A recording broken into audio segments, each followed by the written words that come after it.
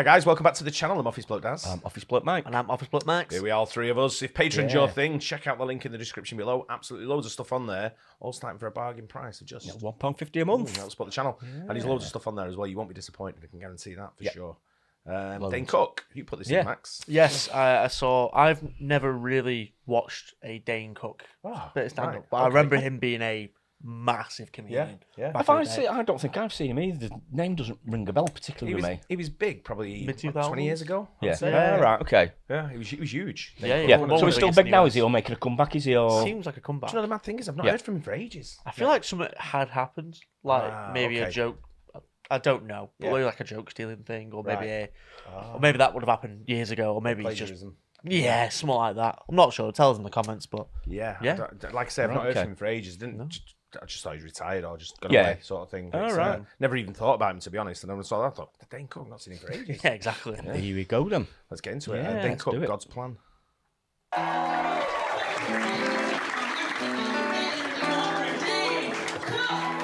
Something's happening this year. Something really exciting is happening. You know what I mean? I just feel like it's going to be like, remember the year where just everything was Kesha? I feel like we're going to have another fucking Kesha type year, right? We could all use another 2011. Remember 2011? What the fuck were we thinking? We need another 2011, man. You pray? Yeah? Every single night? Yeah. And Christian? You ever go and Christian mingle? Yeah? Get on there and mingle with other Christians, talk about Christian shit? Right? I'm sure it's a blast in there. I'm sure everybody's in there fucking yapping about guilt. Right? Talking about Deuteronomy and how big Goliath really was. That's a pub conversation, isn't it?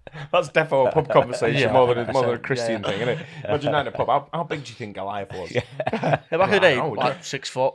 How big do you think he was? Yeah. I don't know. Well, what was it? I don't know if I can remember what the story was. Obviously, David was a random guy, and then random guy. Yeah. Was he a saint or? I don't know. Dave was Dave. Just a little guy. Yeah, a little man. Like he was up against his big guy called Goliath. Threw a stone at his head. Just 6'3". Yeah, he'd seen him with a slingshot or something, or a sling. Something like that, wasn't it? Yeah. It's a long time since I've heard the story. But I wonder how big he was. Was he like 8 foot, 10 foot? You'd think about 8 foot, wouldn't you, really? But I mean, it's a conversation to be, it's an argument to be had, isn't it? Could you take Goliath today? I'm gonna get that. I'm gonna get that going in the pub. 6'9", you know. 6'9". He wasn't really a fucking giant. He was just a big guy. He was probably just some big dude on the spectrum. You pray though? Do you get down on your knees and pray to the Lord? Yeah? So I grew up Catholic, and then I dipped out for a little bit. I went through a time where I was like, God, you know, you're just not cutting it.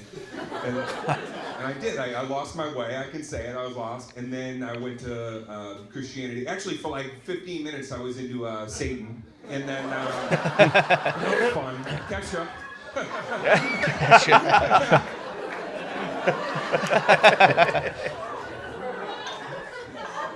God's got a plan for everybody, you know that. Right? You believe that? It's got a plan. Everybody in this room, we're supposed to be together collectively tonight, you know? Remember the plane the other day that fucking flipped upside down? It's part of his plan. He was like, I'm gonna flip a fucking whole plane. Everyone's gonna be fine. He put that together. Can you imagine how long it took him to organize all those people on that flight specifically? I'm sure he had to figure out, how do I get all of them on the flight that I'm gonna flip upside fucking down? That'll prove I'm real. Watch this. I don't know, I dipped out for a little bit. My mom got cancer, and then a week after my mom died, my dad came to me and he goes, you're never gonna fucking believe this. I go, what? And he goes, I have cancer and I have 6 months to live. So both my mom and dad, within 9 months, died of cancer. At that point, I was so angry at God. I was so angry, I was so crestfallen, disheartened, sullen, you name it. It took me a long time to get back, you know? And sometimes I think, like, maybe someday when I die, you know, there's gonna be that moment where, you know, the gates are there, right? Some bird, right? And then God's gonna be right there.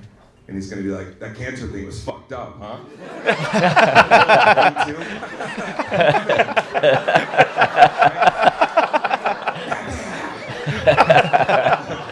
One of your parents is here. No, I'm sorry. I couldn't. 9 months. I'm good, right? Endless buffet. Come on in. And then this pace about to blow.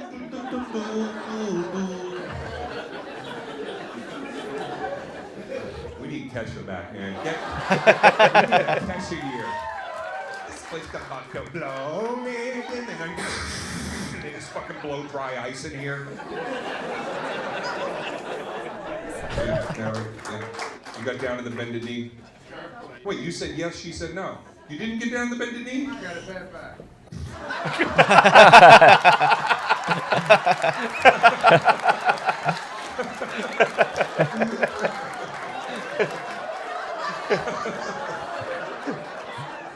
So how did you propose? Actually, I did at her gravesite. At her parents' gravesite? Oh, wow. Tough crowd. Wow. You were visiting her parents' grave, and you were like, this is the moment.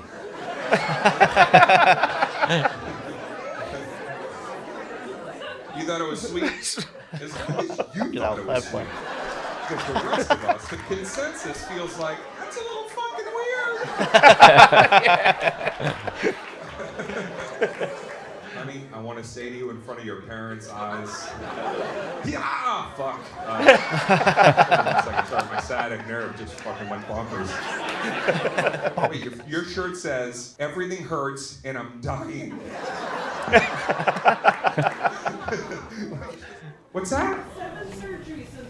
7 surgeries since we've been together? You collect surgeries? That's the cutest thing I've ever heard. She's an angel.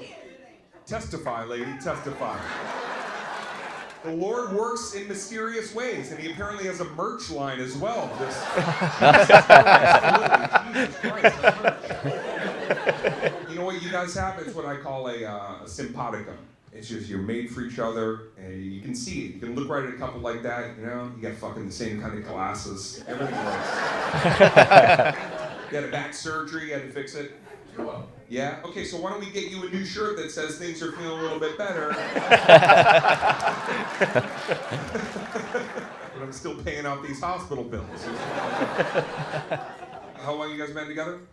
11 years. 11 years. So we'll be married 1 year on Monday, 11 years together. At the gravesite.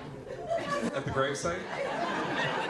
You know, it'd be fucking amazing if you go back to the gravesite and double homicide each other. Wear those shirts. And they'll be like, oh, makes sense.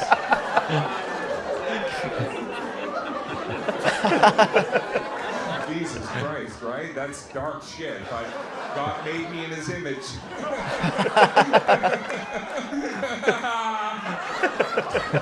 Saturday Night Live was one of the best nights of my entire career. I've said that before. I've definitely had moments in my comedy, especially, or being on a movie set where it's like, this feels unprecedented. In hindsight, none of them could come close to what it was like being there in New York City. Standing in that line with the amount of people that had been on the show, guest hosts of the show, bands that played on the show, people that were impacted, some maybe negatively by the show, and then like after that their career took some hits, they were back. People that hit the upper, tiers of their career, they were back. It was like everybody was humbled to be back there. It didn't matter where you were in your life or career, feeling like you were in that line with everybody, sharing in 50 years. 50 years. Like, it's insane. For me, it was not only just like a feeling of validation being there and being a part of it, but the show itself was amazing. Like, when Eddie Murphy was in that skit playing Tracy Morgan,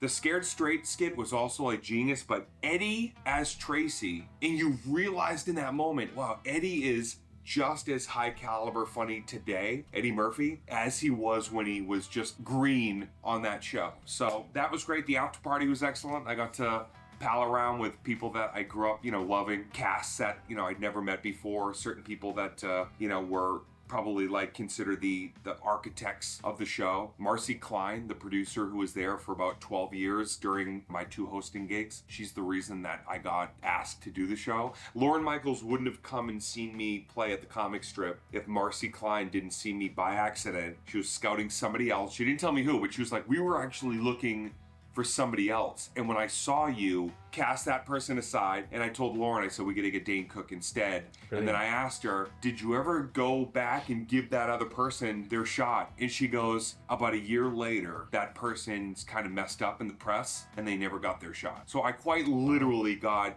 lucky, blessed to have had Marcy Klein come in, see me at a club, bring Lauren Michaels, bring Steve Martin. He brought Steve Martin. Lauren Michaels was like, I gotta go see Dane Cook at the comic strip. I think I'll bring my buddy Steve, last name Martin. And so I got to meet my hero, Steve Martin. I got to obviously hang with Lauren Michaels. From that, I got the show. Dream come true. Being back here at the Laugh Factory, amazing. I mean, last night's set, we've got some of the clips that we're putting in here. Feels like we're really flying this year. My documentary just got finished, so in the next couple of weeks, hopefully I'll have an update for everybody on here as to where you're gonna be seeing it at some point. Yamava, it's my second time playing it. I think it might be one of my top 5 venues on the West Coast now. It's an incredible theater. The crowds are stellar. Being back here at the Laugh Factory, working on the new hour, kind of building off some of the stuff that you caught me doing last year and now accentuating it, or really trying to figure out like, okay, where do I start and end? What's the theme overall with that set? So a lot of new stand-up, getting ready for my new special, landing the documentary, and then of course just enjoying being back here in LA for a minute. Nice, very good. I used to love Dane Cook. He was a top class comedian. I mean, he was top shelf for me. Yeah. He was definitely up there. That's good. I enjoyed that. That was really funny good as well. Yeah, Yeah, it's really good good. to see him back. I don't know if he, like I said, I don't know if he's been away. I've just not seen him for ages. Yeah, it A long happens time. sometimes, doesn't it, with like certain artists, in no matter what genre, if it's music, comedy, or whatever, actors. You know, sometimes they do tend to not be in the public eye quite as much sometimes. But Maybe the parents thing as well, like you mentioned about. obviously it's a tough time for him there, wasn't it? Yeah, Clearly, yeah. so The way he turned it into a joke, though, was very funny. it was really good. That was a great bit. That was Yeah. really Yeah, funny. it's really good. He's definitely got a bit of a Will Ferrell sort of vibe about him, like look of him and stuff like that, and the way he talks. Do you know when it's shown him when he was younger? Well, That's yeah. how I remember him.